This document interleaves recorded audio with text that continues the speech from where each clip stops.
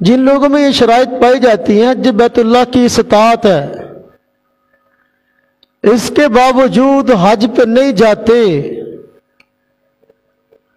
قرآن کریم میں اللہ رب العزت نے ان کے اس عمل کو کفر قرار دیا، ومن کفر فإن اللہ غنی عن العالمین۔ اور ایسا شخص جس پہ حج بیت اللہ فرض تھا لیکن وہ حج بیت اللہ پہ جانے کا انکار کرتا رہا، قیامت کے دن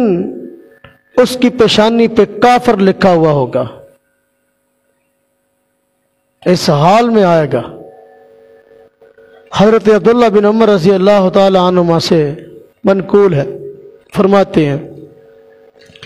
جس شخص پہ حج فرض ہے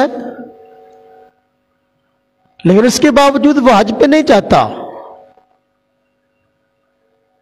فرمایا قیامت کے دن اس حال میں آئے گا کہ اس کے پیشانی پر کافر لکھا ہوا ہوگا۔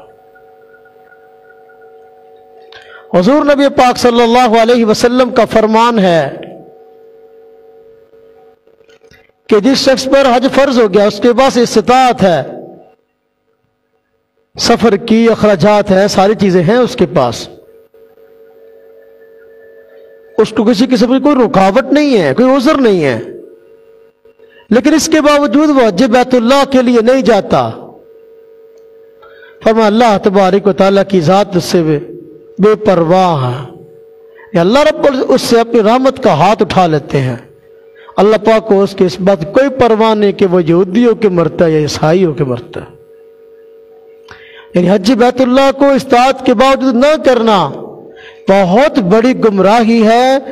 اور اس گمراہی کو حضور نبی پاک صلی اللہ علیہ وسلم نے یہود و نصارہ کی گمراہی کے ساتھ تشبیہ دی ہے، اور اس کی گمراہی کو یہود و نصارہ کی گمراہی کی طرح بتایا ہے۔ بہت بڑے وعید کی بات ہے۔